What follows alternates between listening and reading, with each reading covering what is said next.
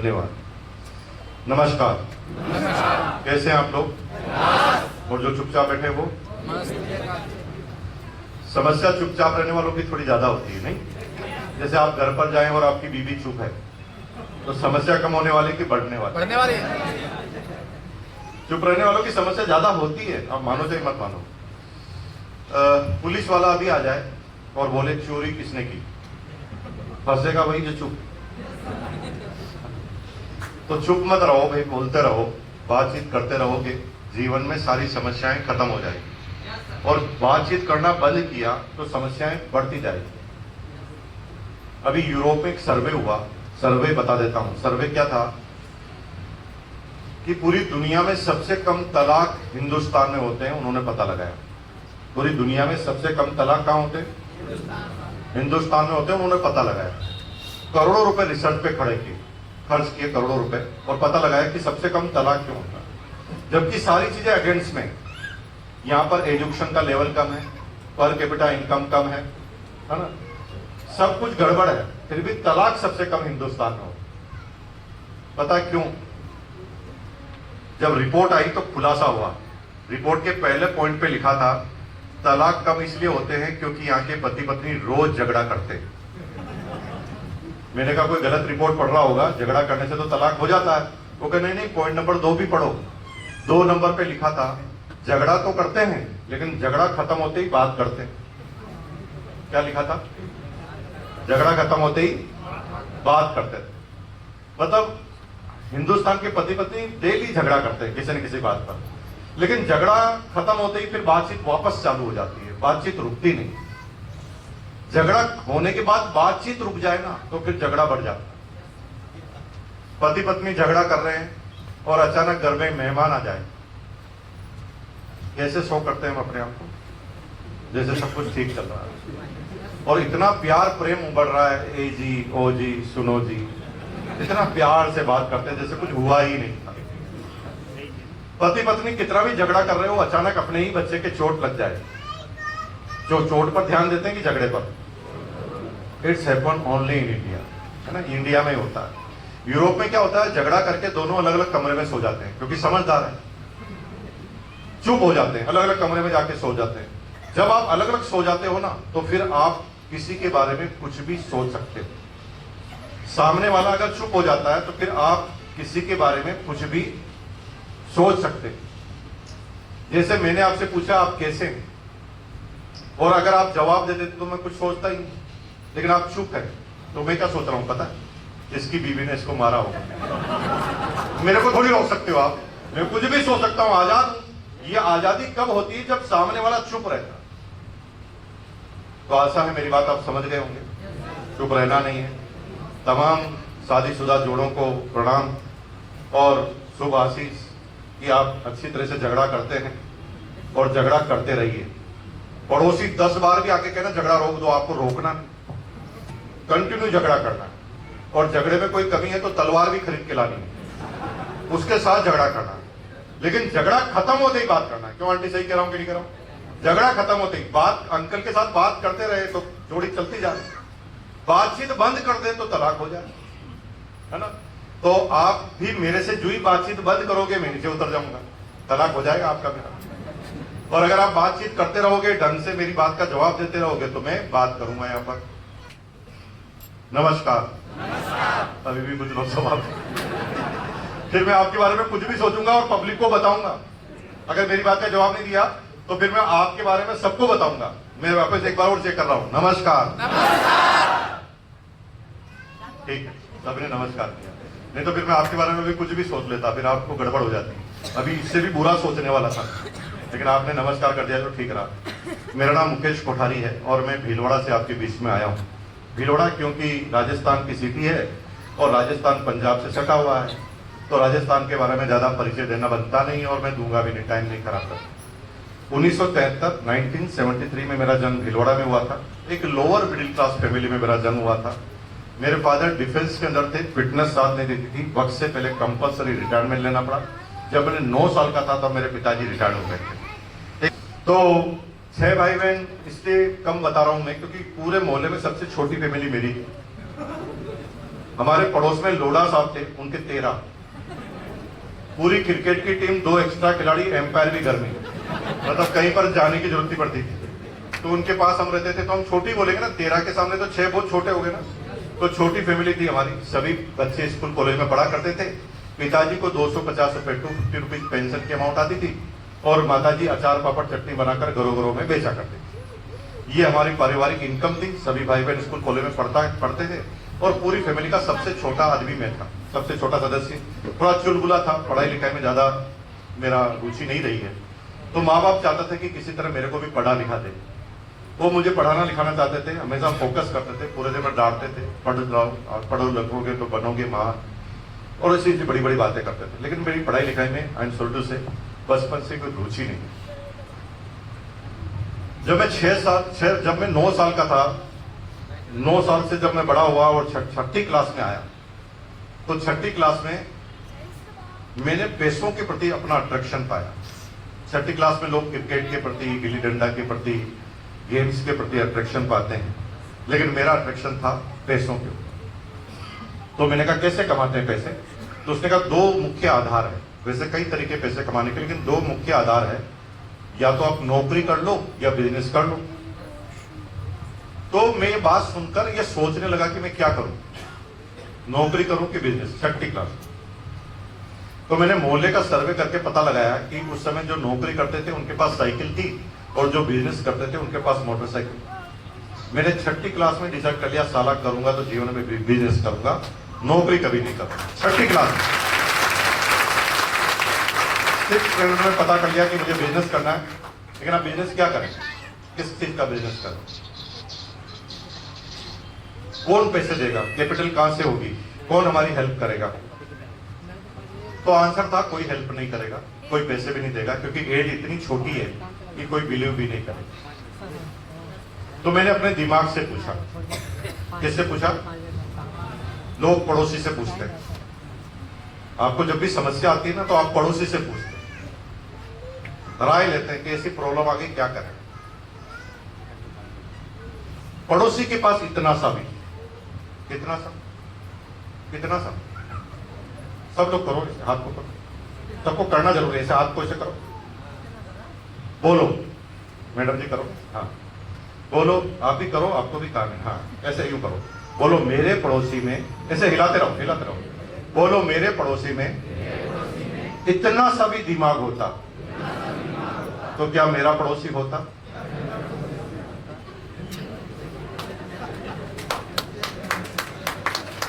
सारी बात समझ, आपके पड़ोसी में इतना सा भी दिमाग होता ना, तो वो मुकेश अंबानी का पड़ोसी होता, तुम्हारा नहीं होता। तुम्हारा है ही इसलिए कि साले में दिमाग है, और जिसमें दिमाग नहीं उसी से पूछ रहे करूं क्या। अरे उसके पास कोई तरीका होता तो वो नहीं कर चुका होता, तुम्हारे यहां से छोड़ के जा चुका होता। उसके पास थोड़ी तरीका है कोई। पड़ोसी से पूछ रहे हैं ये प्रॉब्लम आ गई क्या करूंगा? पड़ोसी क्या करेगा? तेरे दिमाग से पूछना। दिमाग से क्यों पूछना चाहिए? क्यों पूछना चाहिए दिमाग से? क्योंकि दिमाग ही एकमात्र है जो केवल आपका अपना है, जो किसी और से दोस्ती नहीं करता। आपके दिमाग ने कभी पड़ोसी से दोस्ती की? ये आपका अपना है, और मरते दम तक आपका अपना रहेगा, और निस्वार्थ आपका अपना रहेगा। और मजे बात है कि दिमाग का कोई दिमाग भी नहीं होता, ये खुद का ही दिमाग है। अब इसका भी कोई आगे दोस्त तो हो ही नहीं सकता। ये जो एनालिसिस करके बता सकता ना, वो दुनिया की कोई ताकत एनालिसिस करके नहीं बता सकता। मैंने दिमाग से पूछा बिजनेस क्या करूं उस जमाने में, तो दिमाग ने कहा समय स्थान परिस्थिति के हिसाब से बिजनेस करना चाहिए। समय यानी टाइम, स्थान, प्लेस, परिस्थिति, सिचुएशन। हर व्यक्ति की एक सिचुएशन है, एक जगह है, और एक सिचुएशन के साथ आपको बिजनेस करना है। आप किस जगह पर रहते हो, आप किस समय पर हो, आपकी वर्तमान में परिस्थिति क्या है, उसके आधार पर आपको बिजनेस करना पड़ेगा। कभी सुना है कि सब्जी मंडी में मर्सिडीज का शोरूम लग गया? मर्सिडीज कार का शोरूम सब्जी मंडी में लगता है, क्योंकि उनको पता है कि मेरे ग्राहक सब्जी मंडी नहीं जाते, उसके नौकर जाते हैं, क्योंकि कार ही 1 करोड़ की आती, इसलिए शहर की सबसे बड़ी रोड पर वो अपनी शोरूम खोलता है। आप झोपड़पट्टी में रहते हैं और कहते हैं मैं डायमंड का कारोबार वहीं पे करूंगा। करोगे तो सही, डायमंड खरीदेगा कौन? आपके पास ग्राहक तो वैसे है ही। तो हर व्यक्ति की एक समय स्थान परिस्थिति की होती है, उसके आधार पर बिजनेस करना पड़ता है। लेकिन हमें क्या बताया गया, ये बिजनेस छोटा है और ये बड़ा है, बस यही आपकी गलतफहमी है। बिजनेस छोटा बड़ा नहीं होता, बिजनेस बिजनेस होता है। एक व्यक्ति ने फूल छाप झाड़ू एक कंपनी चालू की, झाड़ू का नाम था फूल छाप झाड़ू, टर्नओवर है 100 करोड़। आज की तारीख में टर्नओवर कितना पता है? झाड़ू से ही 100 करोड़ रुपए पहुंच गए। तो आप कह रहे छोटा बिजनेस कौन सा बड़ा? छोटा बड़ा कुछ नहीं होता, बिजनेस बिजनेस होता है और आपकी परिस्थिति के हिसाब से आपको शुरू करना पड़ता है। आपको पता है जॉनसन बर्ड्स कान में डाल के वो निकालते नहीं, रुई लगी रहती है आगे, उसका 250 करोड़ का टर्नओवर है कान में डालने वाला। तो बिजनेस थोड़ी छोटा बड़ा होता है, बिजनेस बिजनेस होता है और उसे हमें करना होता है अपनी समय स्थान परिस्थिति को ध्यान में रखते। तो मैंने अपने दिमाग से पूछा क्या बिजनेस करूं, तो दिमाग ने कहा तेरे ग्राहक कौन है? मैंने कहा मेरे ग्राहक है 5वीं 6वीं 7वीं क्लास के बच्चे, क्योंकि बड़ा तो मेरे से कोई प्रोडक्ट लेगा नहीं। तो उसने कहा ये सब लोग क्या करते हैं? मैंने कहा गर्मी की छुट्टियों में पतंग उड़ाते हैं। पतंग जानते हैं? काई गर्मी की छुट्टियों में क्या उड़ाते हैं? पतंग। तो इसने कहा पतंग का बिजनेस कर ले। और मैंने 6ठी क्लास में पतंग का बिजनेस करने की ठान ली। पैसा कहां से लाऊं? कोई मुझे देता ही नहीं था। तो मैंने दिमाग से कहा पैसा कहां से लाऊं? तो दिमाग कहता कोई देगा भी नहीं, मांगना भी मत।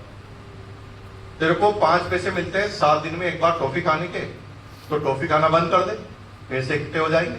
तो मैंने 1 साल तक एक भी टॉफी नहीं खाई और 1 रुपया 60 पैसा इकट्ठा कर डाला। मेरे भाई से 1 रुपया 60 पैसा उधार लिया।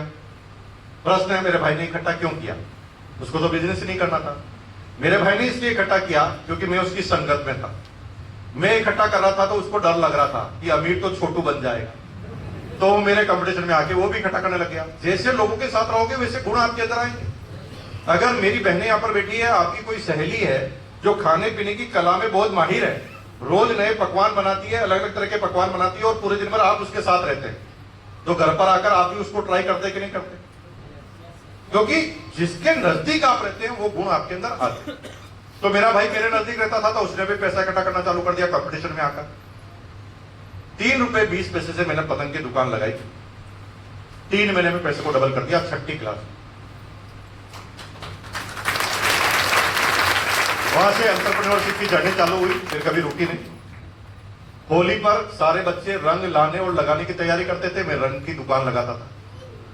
दिवाली पर लोग पटाखे जलाते थे, मैं पटाखों की दुकान लगाता था।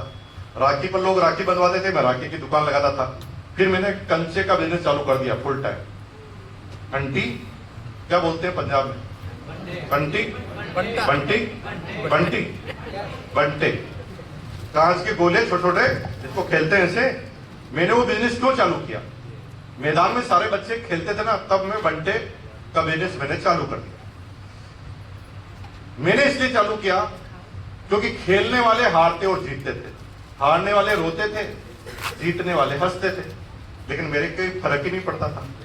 मैं तो बेचने वाला, हारे तो भी मेरा ही चलना है, जीते तो भी मेरा चलना है, मेरा ही चलना है। तो हमारे सारे काम ऐसे कर दिए जिससे जीवन के किसी और क्रियाकलाप से मेरे जीवन पे फर्क नहीं पड़ा। और भाई साहब सब कुछ करने लगा। जब मैं 9th स्टैंडर्ड में आया था, 9वीं क्लास में, तो मेरे टीचर से ज्यादा इनकम मेरी थी पार्ट टाइम। जो मुझे पढ़ाता था ना उससे ज्यादा इनकम। मैं सोचता था कि पढ़ाई लिखाई का क्राइटेरिया यही है कि जो ज्यादा पैसे कमाता है वही होशियार है, और ये मेरी गलतफहमी। उस समय 10th क्लास में मेरा टीचर था मैथमेटिक्स का, उससे सबसे ज्यादा नफरत थी। वो क्यों नफरत थी? क्योंकि उसे ट्रिग्नोमेट्री से बहुत ज्यादा प्यार था और मुझे ट्रिग्नोमेट्री से नफरत थी। Sine theta is equal to cos theta. मैं इतना गुस्सा आता था, मैंने कहा साला मुझे 1 थीटा नहीं आता तो भी तेरे से ज्यादा कमाता हूं। तो साइन थीटा भी जानता, कोस थीटा भी जानता, तो भी कहां तक है? उस समय कोई समझाने वाला भी नहीं था। मैं जो सोचता था अपने आप को महान समझता था। लेकिन आश्चर्य तब हुआ जब जिससे कॉपी किया ना उससे ज्यादा नंबर हमारे आ गए।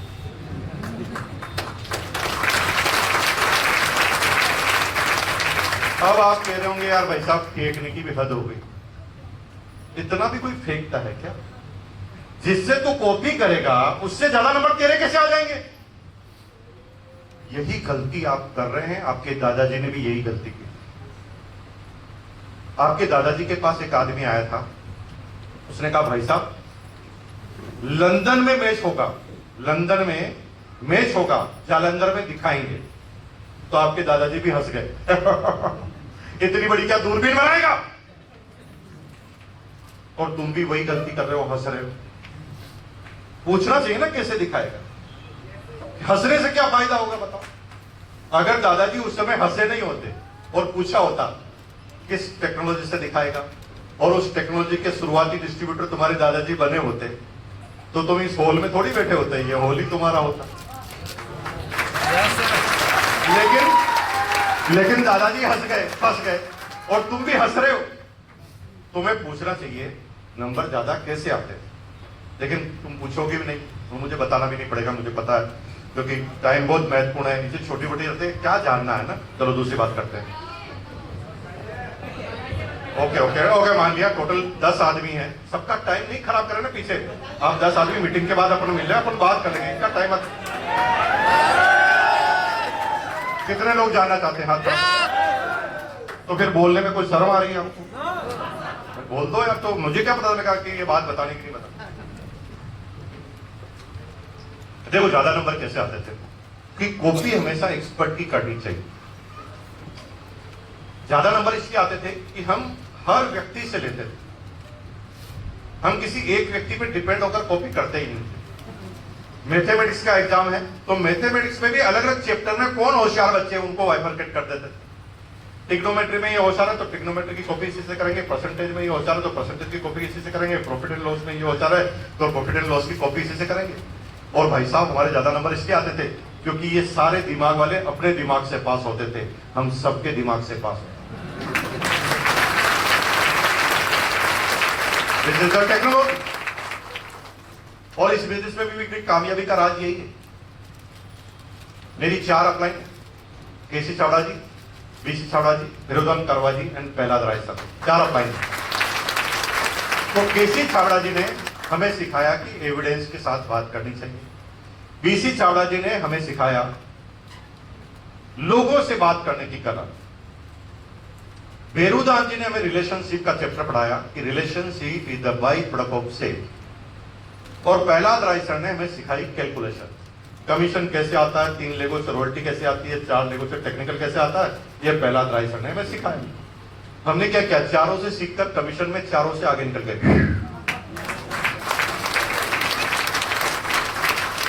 अपलाइन थी हमारी, वो सब अपने दिमाग से कर रहे थे, हम चारों के दिमाग से करने लगे, हम थोड़ा और आगे निकल गए।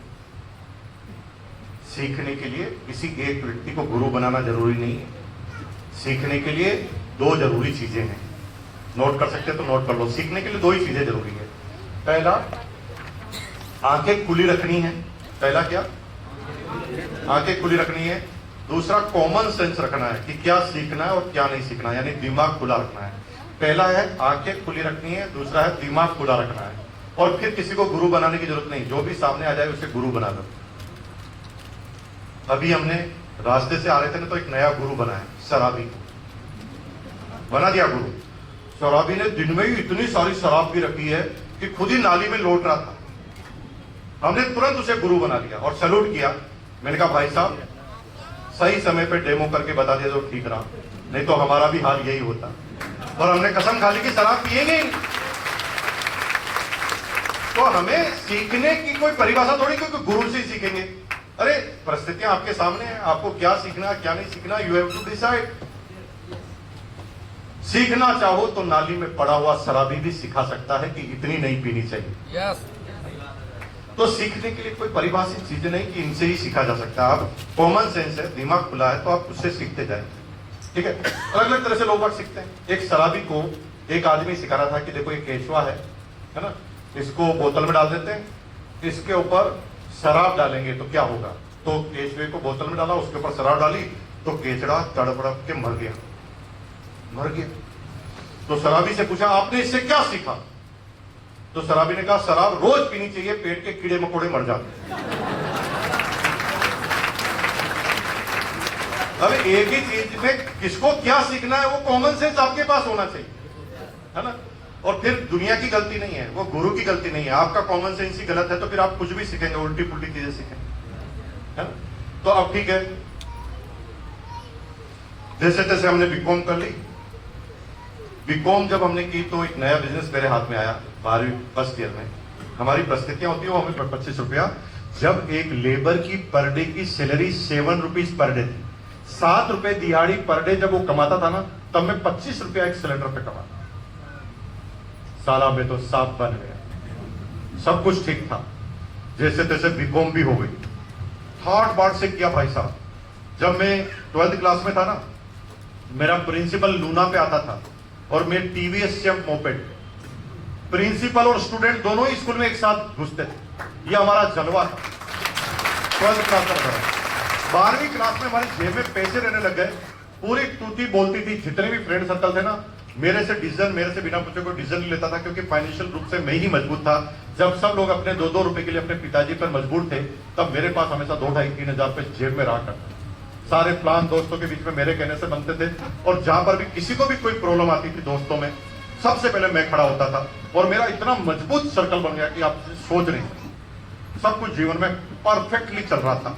लेकिन बीकॉम हो गई, 10 दिन तक बहुत शांति रही घर में, क्योंकि पिताजी लोग सोचते थे कि यार एग्जाम दिया है, थक गया हो गया तो रेस्ट का। अपन भी अपने बच्चों को कहते हैं ना, चलो थोड़ा आज ज्यादा भी सो जाए तो कोई दिक्कत नहीं। तो 10 दिन तक घर में शांति, बड़ा आराम से मजे लेकर जिंदगी चल रही थी। एक दिन मैसेज आया कि पिताजी ने रूम में बुलाया। हमारी परेशानी पसीना पसीना हो गया, क्योंकि पिताजी फुटबॉल के शौकीन, ऊपर से रूम में बुलाया। तो हम डरते डरते रूम में गए, 10 फीट का डिस्टेंस नापा और 10 फीट दूर जाके खड़े हो गए, ताकि टांग 5 फीट तक ही जाए ना, तो अपना बचाव पूरा रहे। तो 10 फीट हम दूर जाके खड़े हो गए। तो पिताजी ने प्यार से, पहली बार पिताजी ने इतना संतुष्टि से प्यार से बोला कि बेटा, अब तुम्हारा एग्जाम खत्म हो गया बीकॉम का, अब तुम अपने करियर की शुरुआत करो, एक अच्छी सी नौकरी शुरू कर दो। तो मैंने 10 फीट दूर रहकर धीरे से गर्दन नीचे करके बोला, पिताजी मुझे नौकरी की करने की जरूरत नहीं है। लोग जो अपने जीवन में कमाते हैं ना, उससे ज्यादा सैलरी तो मैं एक महीने की, उससे ज्यादा इनकम अपने बिजनेस से ले लेता हूं। तो पिताजी को गुस्सा आया, उसने मेरी तरफ देखा और कहा, चुप, फालतू की बातें करता है, अब बड़ा हो गया तुम, शादी लायक हो जाएगी, अब रिश्ते वाले आएंगे, लड़की वाला, लड़की का बाप मेरे पास आएगा और बोलेगा आपका लड़का क्या करता है, तो मैं क्या बोलूंगा, गैस का सिलेंडर ब्लेक करता है। पिताजी की प्रॉब्लम कुछ और। पिताजी ने मुझे जबरदस्ती कान पकड़कर किसी दोस्त के पिताजी की मदद से एक प्राइवेट नौकरी में ज्वाइन करा। जीवन में हमेशा आपको वही करना पड़ेगा जो आप करना नहीं चाहते, और इसे ही जीवन कहते हैं। जो करना चाहते हो वही कर पाते हो, फिर आप भगवान हो, इंसान नहीं। और आप जो भी कर रहे हो ना, वो आप करना नहीं चाहते थे असल जिंदगी में, और आपको ठीक उसका उल्टा करना पड़ता, क्योंकि आप भगवान नहीं, इंसान। वो करना पड़ेगा जो आप नहीं चाहते। तो अब क्या हुआ कि मुझे जबरदस्ती नौकरी करवा दी। नौकरी जब करवा दी तो नौकरी भी अलग तरह से करता था। नौकरी करने वाले आगे क्यों नहीं जाते पता है? अगर आज से नौकरी करते हुए आगे जाना चाहते हो, कितने नौकरी वाले हाथ खड़ा करो। अब आगे जाना चाहते हो ना? मैंने नौकरी की है इसलिए आपको बता रहा हूं। नौकरी करने वाले 2 बातें करते हैं। पहली, जितना पैसा दिया जाता है उतना ही काम करूंगा। बोलते कि नहीं बोलते? बोलते ना? क्या बोलते हो? मैं उतना ही काम करूंगा जितना पैसा दिया जा रहा है, पहला। दूसरा, मेरे को जो काम दिया गया मैं वही करूंगा, दूसरा नहीं करूंगा। और यही चीज आपको जिंदगी भर नौकरी पे ही रखेगी। इन दोनों चीजों को जिस दिन तोड़ दोगे, तुम नौकरी पे भी टॉप पे पहुंच जाओ। लेकिन ये 2 चीज नौकरी वाले हमेशा बोलते हैं और जिंदगी भर नौकर ही रहते हैं। 1998 में मेरी सैलरी 13,000 बेसिक थी। 1998 में कितनी सैलरी? 13,000 बेसिक। जब कलेक्टर की बेसिक सैलरी, डिस्ट्रिक्ट कलेक्टर होता ना, उसकी बेसिक सैलरी 9,998, 9,998 जब थी ना, तब मेरी 13,000 बेसिक सैलरी। एज कितनी थी? 26.5 साल। लेकिन नौकरी के साथ भी मैं संतुष्ट नहीं था। हमेशा सोचता था क्या मैं इसके लिए पैदा हुआ? दिमाग कहता था नहीं, बड़ा करना है। तो मैं दिमाग से कहता था क्या बड़ा करना है? तो दिमाग कहता तेरा काम है, तो खुद ढूंढ।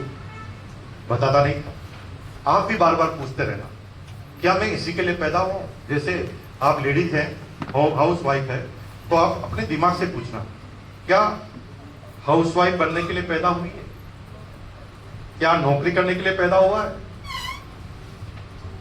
तो जब आप पूछोगे तो अंदर से आवाज आएगी, ना, तुझे तो बचपन में कुछ बड़ा करना था, उस समय तूने सोचा भी था कि मुझे ये करना है, और आप वही नहीं कर पा रहे जो तुम्हें करना था, और फिर तुमने हालात से समझौता कर लिया और मान लिया कि तुम्हारी जन्म ही इसलिए हुआ है कि तुम्हें ये आम आदमी की जिंदगी को जीना है। और जब तुमने समझौता कर लिया, उस दिन से तुम्हारा शरीर जिंदा है, तुम्हारी आत्मा मर चुकी। शरीर जिंदा है क्योंकि तुमने समझौता कर लिया, तुमने मान लिया कि अब मुझे इससे आगे जाना ही नहीं है, मैं नौकरी कर रहा तो नौकरी करूंगा, बिजनेस कर रहा तो बिजनेस करूंगा, इससे जीवन में बड़े सपने नहीं है, सपना सिर्फ एक ही है, बच्चे जो पैदा हो गए उनकी शादी करनी है, लोन ले लिया है उसको चुकाना है, और माँ बाप की सेवा करते हुए मर जाना है, इसके अलावा कोई सपना है ही। और जब सपने नहीं होते तो दिमाग काम करना बंद कर देता है। ये दिमाग काम ही जब करता है जब इसमें सपने देखते हैं। अगर बोलो ना मुझे ससुराल जाना है, तब दिमाग रास्ते बताता है। अगर जाना है बोलोगे ही नहीं तो दिमाग रास्ता बताता ही नहीं है। इसलिए सोचना जरूरी है। एक आदमी की सोच का परिणाम है उसकी कार्य शक्ति। जब वो सोचता है तो अंदर से ताकत आती कि कैसे इस काम को मैं करूं, और जब तक वो शक्ति नहीं आएगी तब तक आप सोचोगे। ठीक कह रहा हूं तो बोलो सही है। कुछ लोग यहां पर ऐसे बैठे जैसे कोई सत्यनारायण की कथा, और हम कथा वाचन है। अरे भाई जिंदा कितने बचे, हाथ खड़ा करो। जिंदा जिंदा है ना सब लोग, जिंदा आदमी कितने। आपको एक आश्चर्यजनक बात बताऊं जो आपको पता ही नहीं होगी, बताओ। चलो नहीं जाना चाहते, दूसरी बात करते। अरे फिर बोलो ना, बताऊं कि नहीं बताऊं। जिंदा आदमी ही दो काम कर सकते हैं, मुस्कुरा सकते हैं और हिल सकते हैं। जनरल नॉलेज बढ़ा दिया ना मैंने आपका। ये जिंदा आदमी कर सकते हैं क्या? मुस्कुरा सकते हैं और हिल सकते हैं। मुर्दे को कभी देखा कैसे धीरे धीरे मुस्कुरा रहा? कितने लोग है ना जिंदा रहते हुए मुर्दा रहना चाहते हैं। जिंदा है तो जिंदा की तरह रहो यार, है ना, मुस्कुराओ मुस्कुराओ। कि जब मैं नौकरी करता था तो उस काम पर ही फोकस करता था जिससे मुझे बनना था। उसका नतीजा था कि 6 साल में 12 इंक्रीमेंट मुझे लगे, और मुझे 26 साल की एज में डिप्टी मार्केटिंग मैनेजर बना दिया गया।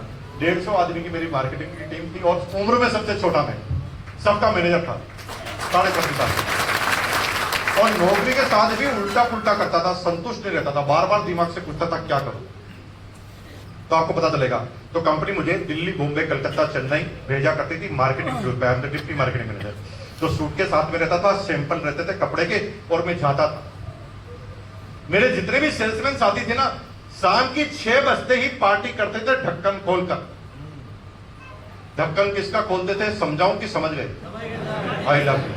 बहुत इंटेलिजेंट लोग हैं, सब एडवांस के समझ गए। सब ढक्कन खोलकर पार्टी करते।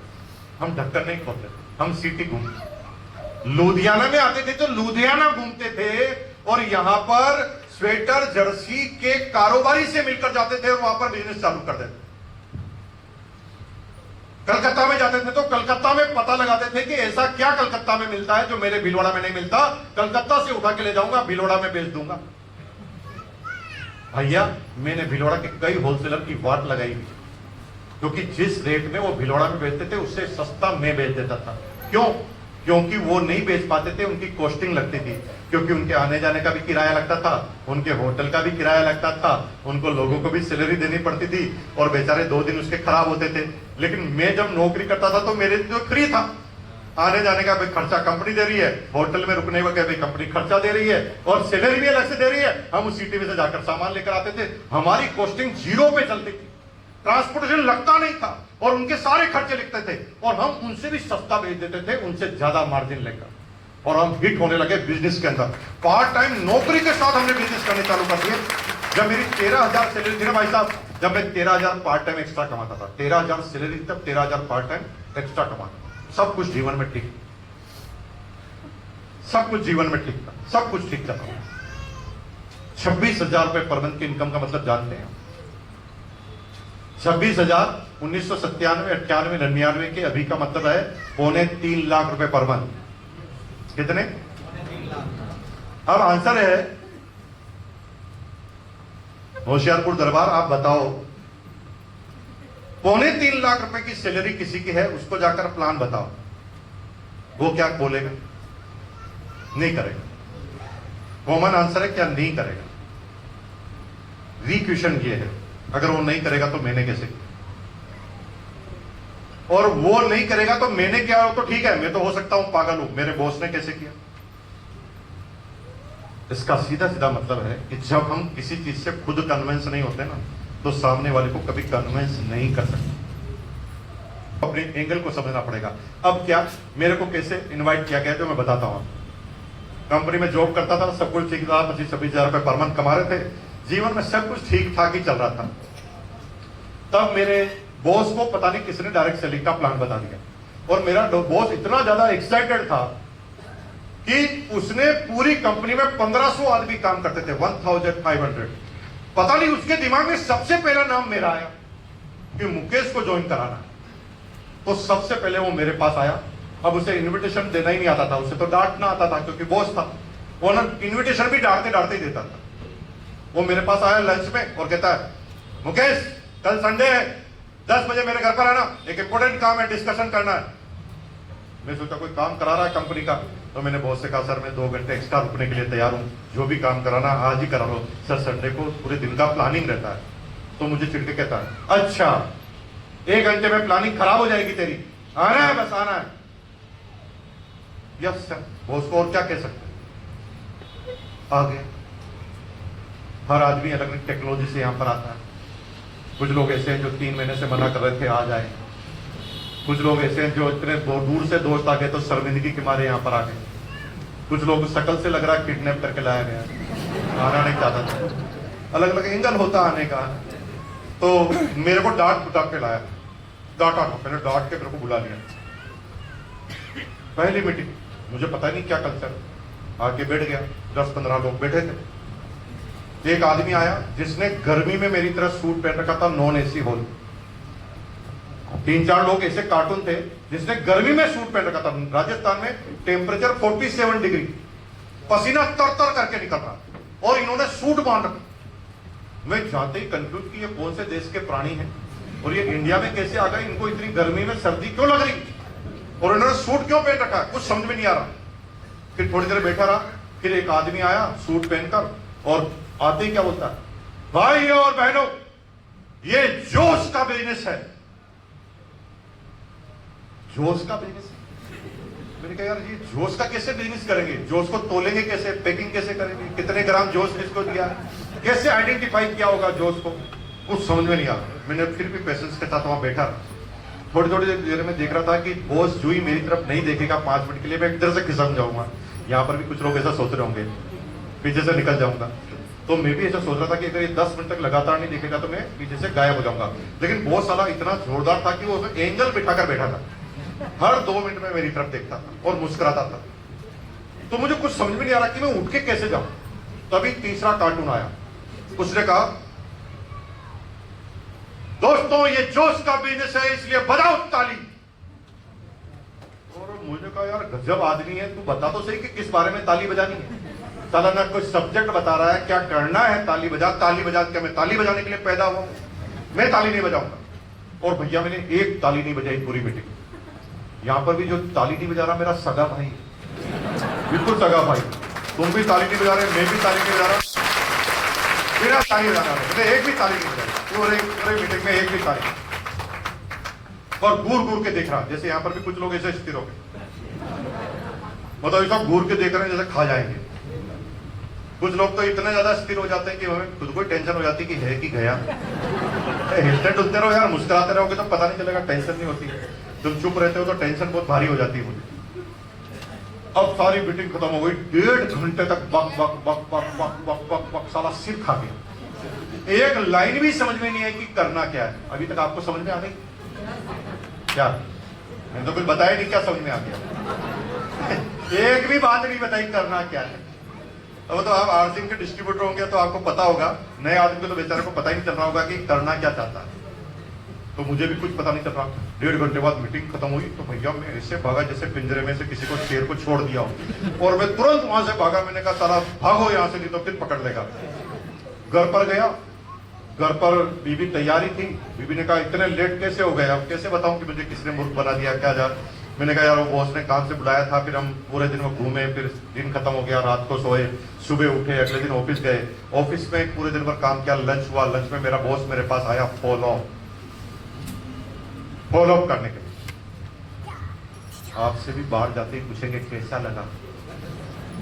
मेरे को भी पूछा, फॉलो मुकेश कल आया था मीटिंग में, कैसा लगा? मेरे दोस्त को बोला, सर गजब, मजा आ गया, मजा आ गया। तो मेरे बॉस ने मुझे रिकन्फर्म किया, वास्तव में मजा आया कि यूं ही? मैंने कहा सर मैं झूठ बोलता ही एकदम सही बोलता हूं। ठीक है, फिर 1500 रुपए थे। मैंने कहा सर क्यों? अगर तुझे मजा आया ना? मैंने कहा सर मैं तो यूं ही मजाक में बोल गया। कहा मजाक वजाक कुछ नहीं होता, 1500 रुपए थे क्योंकि मजा आया, 3 जोड़ी कपड़े लेने पड़े। उस समय इस बिजनेस को ज्वाइन करने के लिए 3 जोड़ी कपड़े लेने पड़ते थे कंपलसरी, और मुझे वो 3 जोड़ी, अभी तो डायलॉग, अभी तो कोई कंपल्सन नहीं है, लेकिन हमें कंपल्सन के साथ 3 जोड़ी कपड़े लेने पड़े। अब वो कपड़े लेकर मैं घर पर जा रहा था तो बहुत डर लग रहा था, क्योंकि बीबी मेरी मेरे ऊपर बहुत हावी रहती, और बीबी ना मुझे बार बार याद दिलाती थी कि तुम नालायक हो, कोई भी तुम्हें मूर्ख बना देता है। मैं 1500 रुपए देके आया तो बीबी तो 1.5 घंटे तो लेक्चर दी कि तुम्हारे पास इसके लिए तो पैसे नहीं है, उसके लिए तो पैसे नहीं है, पता नहीं कोई भी तुम्हें मूर्ख बना देता है। तो मैं बहुत चुप छुपा के गया घर में। मैंने कहा बीबी नहीं देखे तब मैं जाना। तो बीबी इधर कपड़े धो रही थी, तो मैंने दूर से ही ऊपर का एक जो रेक था ना, वहां पर किट को फेंका ही निशाना लगाता, ताकि बीबी को पता नहीं चले। हाँ, अब मेरे को किट फेंकते हुए किसी ने देख लिया होगा, इसलिए वो किट मुझे दोबारा कभी मिली नहीं। खरीदने के बाद वो किट ही नहीं मिली और मैं भूल ही गया। लेकिन मेरा बॉस ना मुझे भूलने नहीं देता था। जिसे भूलने नहीं देता उसे कहते हैं फॉलो। फॉलो क्या हमें भूलने नहीं देता। अब मेरा बॉस ने किट ले लिया तो भी मेरा पीछा नहीं छोड़ता था। कुछ लोग सोचते हैं किट ले लिया मतलब पीछा छूट जाएगा, पीछा नहीं छोड़ता था। एक में देखेगा पीछा छूट जाएगा। तो मेरा बॉस मुझे रोज लंच में मेरे पास आता और कहता, मुकेश तुमने जो बिजनेस चालू किया ना, वो छोटा मोटा बिजनेस नहीं है, वो किट नहीं है, वो जादू का पिटारा है। उस किट से करोड़ों रुपए कमाए जा सकते हैं, हजारों लोगों की जिंदगी को बनाया जा सकता है। उसी के बहुत बड़े लीडर शाम को 6 बजे आ रहे हैं मेवाड़ चैम्बर ऑफ कॉमर्स में, दोनों भाई चलेंगे, चलेगा? ऊपर से बोलता था यस सर, अंदर से बोलता था एक बार साला गया था, 1500 लगे थे, जाऊंगा नहीं दोबारा। लेकिन ऊपर से कहता था चलूंगा, यस सर। इसलिए आप जब भी किसी को बोलोगे चलेगा, वो कहेगा यस, जाएगा नहीं, आएगा नहीं मीटिंग। एक बार यस सामने बोलेगा तो चलेगा, यस, क्योंकि कौन बुरा बने, यस कर लेते। लेकिन 6 बजने में 5 मिनट पहले ऑफिस से गायब। अगले दिन बॉस कहता था, अरे तेरा वेट कर रहा था, तू आया क्यों नहीं? मैं कहता था सर आने की अंदर से बहुत अच्छी इच्छा थी, लेकिन क्या करूं, स्कूटर ही खराब हो गया। अब बॉस को पता है झूठ बोल रहा है सारा, लेकिन बॉस भी फिर भी मुंह पे कुछ भी एक्सप्रेशन नहीं लाता। मुंह से क्या बोलता, स्कूटर खराब हो गया, कोई ज्यादा नुकसान तो नहीं हुआ, कोई एक्सीडेंट वगैरह तो नहीं हुआ? अरे भाई देख, ये तो मशीनरी है, कभी तेरी खराब कभी मेरी खराब, इसमें तू क्या कर सकता है? चल कोई बात नहीं आया, मीटिंग तो आज भी है।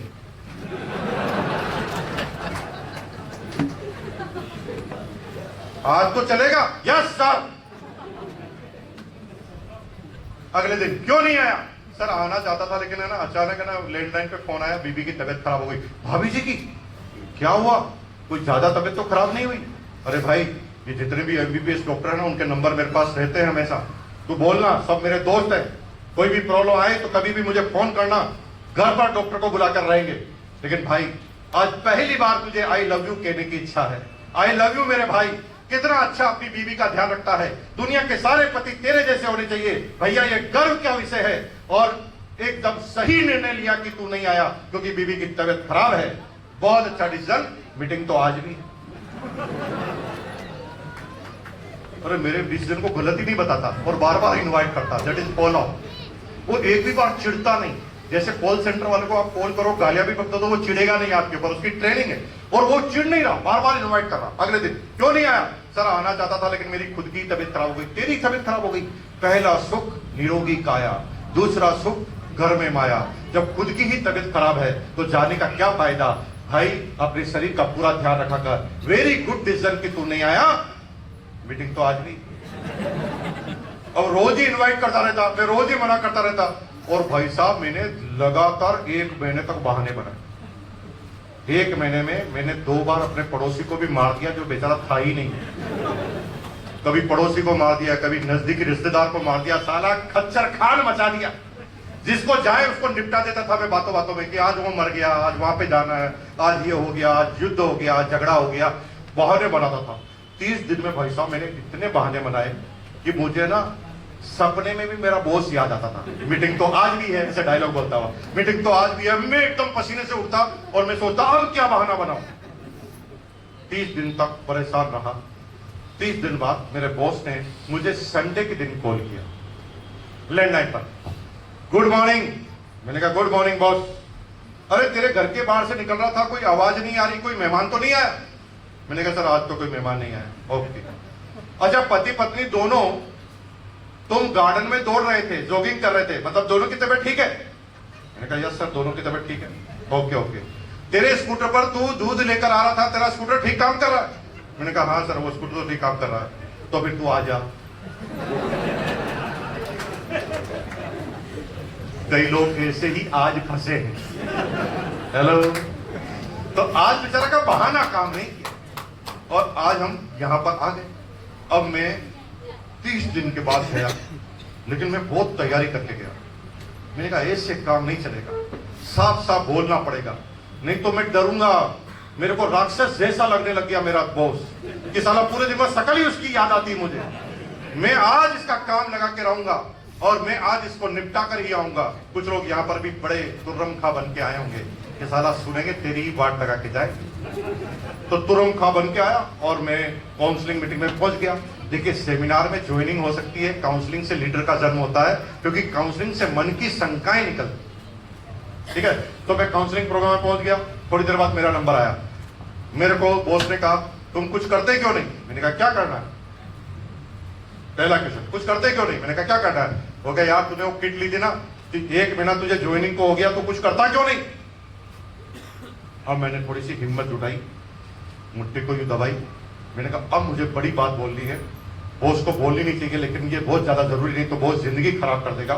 बॉस को मैंने धीरे से कहा, धीरे से एकदम लिबरल वर्ड में, बॉस एक बात बोलूं, बुरा तो नहीं मानोगे? बॉस ने कहा बिंदास बोल। मैंने कहा बॉस ये जो तुम बिजनेस की बात कर रहे हो ना, ये बिजनेस मैं नहीं करूं, इस जीवन में नहीं, 10 जन्मों तक नहीं करूं, और जब तक मेरी जान में जान है ना तब तक आपको भी नहीं करने दूंगा। बॉस ने कहा क्यों?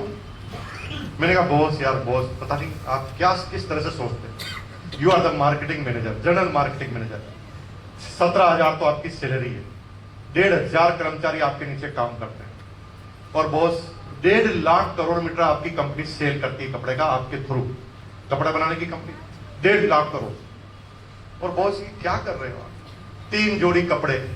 अब बॉस हमारा घर घर जाके बोलेगा कपड़े ले लो कपड़े, ये क्या बॉस, ये आपके स्टैंडर्ड का बिजनेस है क्या? बॉस ने मुझे धीरे से थोड़ी देर सोचा और फिर धीरे से बोला अच्छा तुझे नहीं लगता कि ये क्वेश्चन मेरे दिमाग में नहीं आया होगा? बॉस मुझे कह रहा था मेरे दिमाग में नहीं आया होगा। मैंने कहा सर आया तो होगा, लेकिन आपके दिमाग में कैसा चल रहा मुझे पता नहीं है, लेकिन ये आपके लायक बिजनेस नहीं। सुन अब देखिए, अब एक सी बात बोली कि मैं इस बिजनेस में आ गया। उसने मुझे बोला अच्छा अब देखो यहां से परिवर्तन होता है, एक लाइन से परिवर्तन। उसने कहा वो जीवन में पहली बार मैं अपने लिए काम कर रहा हूं। मुझे ऐसा लग रहा था कि जीवन में सब लोग अपने लिए काम करते, लेकिन उसने कहा मुझे लग रहा है कि जीवन में पहली बार अपने लिए काम कर रहा हूं, क्योंकि अमीर बनने का एक तरीका है और एक ही सिस्टम है, दूसरा कोई बना ही नहीं। मैंने कहा क्या?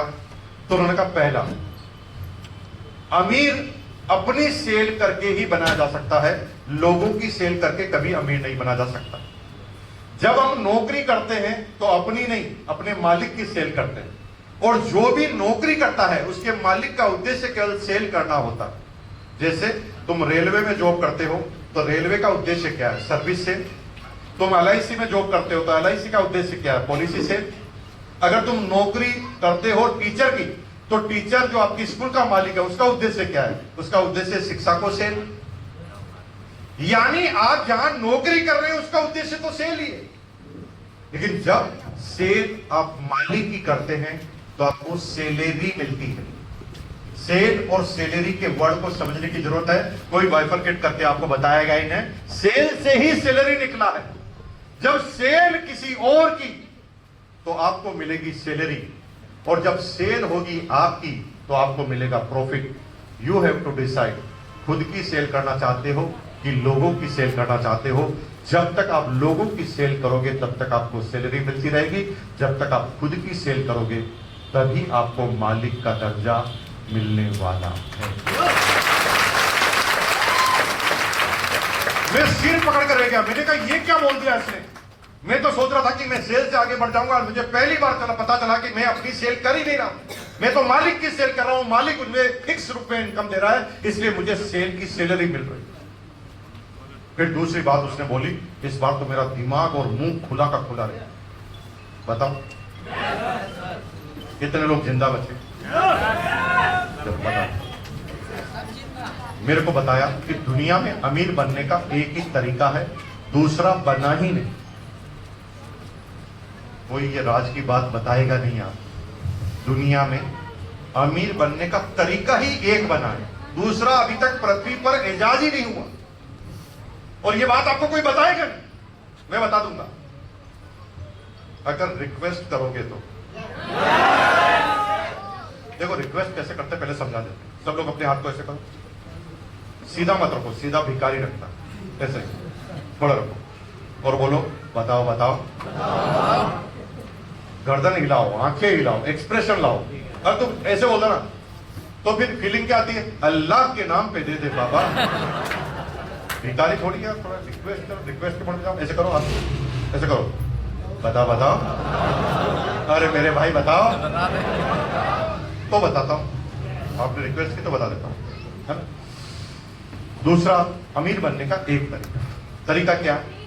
अमीर तभी बनेंगे जब आपके काम बंद होने से भी काम चालू रहेगा। आप अमीर क्यों नहीं होते पता है? आप बंद करते ही काम बंद हो जाता है। जैसे आपने दुकान खोल रखी, दुकान बंद, नौकरी करते हैं, नौकरी खत्म, काम खत्म। अब जो भी अमीर है उसका तरीका देख लो। मुकेश अंबानी सो जाता है ना तब भी पेट्रोल भरना चालू रहता है। टोयोटा का मालिक जब सो जाता है ना तब भी कार बनना और बिकना चालू रहती है। आप रुक जाएं तो भी काम चलता रहे, और वो काम करेंगे तो ही अमीर बनेंगे, दूसरा कोई तरीका ही नहीं बना। अब बताओ आपने अमीर बनने के लिए क्या किया अब तक? आपने दुकान खोली है, बंद होते ही काम रुक जाता है। आपके रुकने से काम नहीं रुकना चाहिए। और जब ये बात समझ में आई मुझे कि एकमात्र तरीका है डायरेक्ट सेलिंग आम आदमी के लिए, कि वो काम रोक दे तो भी काम चले। अब मैं सो रहा होता हूं तब भी लोग बिस्किट खा रहे होते हैं। आसाम में जब सुबह 4 बजे लोग अगरबत्ती जला रहे होते हैं, तब हम यहां पर भयंकर खराटे लेकर नींद निकाल रहे होते हैं। तब एक आदमी आसाम में बोल रहा होता है ओम जय जगदीश हरे, तब हमारे घर में आ रहे होते हैं हरे हरे हरे हरे।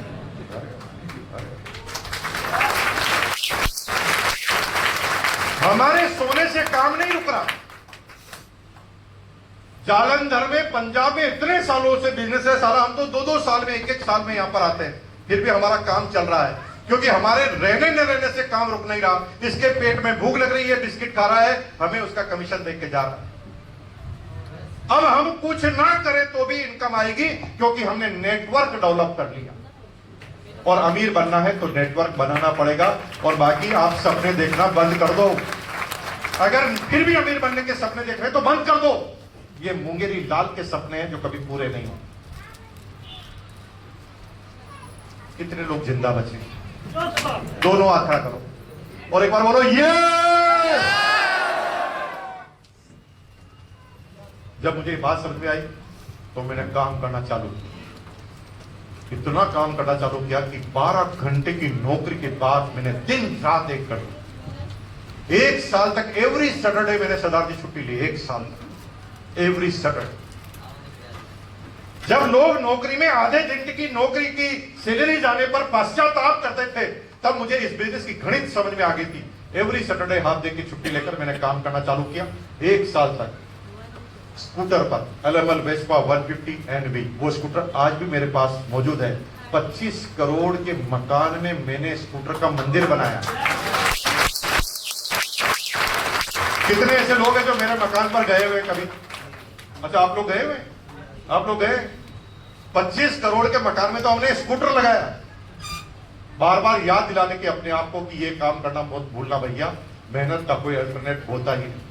375 किलोमीटर का सफर स्कूटर पर तय करते थे एवरी सैटरडे और संडे को। भीलवाड़ा से गंगापुर, गंगापुर से नाथद्वारा, नाथद्वारा से उदयपुर, उदयपुर से मंगलवाड़, मंगलवाड़ से चित्तौड़गढ़, चित्तौड़गढ़ से गंगराल। 375 किलोमीटर एवरी सैटरडे।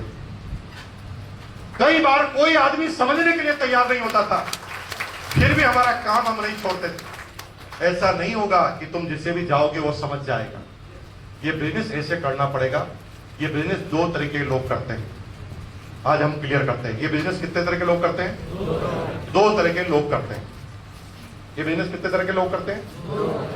पहला वो जो बिल्कुल मूर्ख होते हैं, जिसके अंदर दिमाग नाम की कोई चीज ही नहीं, पहला तो वो करते हैं। दूसरा वो करते हैं जो बहुत ज्यादा दिमाग वाले होते हैं। दो तरह के व्यक्ति करते हैं। आपका दोनों हाल में चल जाएगा। अगर मूर्ख करते हैं तो हिंदुस्तान में मूर्खों की कमी नहीं, और अगर अपने आप को समझदार समझते हो तो क्या समझदारों की कमी या तिरमखा भी खूब सारे मिल जाएंगे। अगर ये सोचकर काम करते हो तो लगातार तुम्हारे जैसा आदमी तुम्हें नहीं मिले तब तक करना पड़ेगा। वो मिलेगा कब? जब ढूंढोगे। वो तुम्हारे घर पर नहीं आएगा कि मैं तेरे जैसा आदमी हूं, मुझे ज्वाइन करा ले। इसकी तलाश करनी पड़ेगी, और ये तलाश में कभी कभी दूसरी बार में ही कोई आदमी मिल जाएगा, कभी कभी 100 के बाद भी नहीं मिलेगा। और जब अगला ही मिलने वाला होता है तब हम थक जाते हैं, अरे बाप रे मेरी तो किस्मत में ही नहीं। बस यहीं पर काम खत्म हो जाता है। ये भगवान पहले नहीं बताता कि कितने नंबर पर ये आदमी आपको मिलने वाला। और जब आप इस काम को करते हैं लगातार, तो एक न दिन आपकी टीम में सुरेंद्र वस, डॉक्टर सुरेंद्र वस और मुकेश कोठारी आ ही जाते। करते रहो, करते रहो। आज पूरी दुनिया में ऐसी कोई कार नहीं है जिसे मुकेश कोठारी अधिक का अधिक खरीद ना सके। 25 करोड़ रुपए का तो मेरा मकान है, कई होटल्स का मैं मालिक हूं, कई तरह के और भी कारोबार मेरे पास है, लेकिन मेरी जिंदगी आजाद है। 10 दिन टूर पर रहता हूं, हिंदुस्तान के एक एक स्टेट पे जाता हूं। पिछले 5 सालों से मैंने किसी होटल का खाना नहीं खाया, क्योंकि हर जगह मेरा घर है। हर स्टेट में, हर डिस्ट्रिक्ट में, हर तहसील में मेरा कोई ना कोई आदमी मौजूद है। अभी लुधियाना गए तो खाना खा लिया पूजा जी के यहाँ पर। अभी दिल्ली जाएंगे, खाना तैयार ही मिलेगा सुरेंद्र वस जी के यहाँ पर। हर जगह, एक भी जगह नहीं है पूरी इंडिया में जहां पर हमारा आदमी मौजूद है। प्यार, सम्मान, इज्जत, दौलत, शोहरत, सर्कल, सिक्योरिटी, सब कुछ हमारे पास है। अभी इंडोनेशिया घूमने जाएंगे 1 महीने के लिए, पीछे चिंता नहीं है, क्योंकि हमने कोई फैक्ट्री थोड़ी लगा रखी है कि कुछ जैसे कोई माल चुरा के ले जाएगा। हमारे नीचे तो मालिक है यार, आप सब लोग। आप अपना ध्यान खुद रखेंगे, हमारा ध्यान खुद ही रह जाएगा। और आप हमारे लिए थोड़ी काम कर रहे हैं, आप अपने लिए काम कर रहे हो। जब आप अपने लिए करेंगे तो काम कभी भूलोगे नहीं। काम तो तब भूलते हैं जब किसी और के लिए करते हैं, जब खुद के लिए करते तो नहीं भूलते। हमें भूख लगती, भूलते हैं क्या? हम कभी नहीं।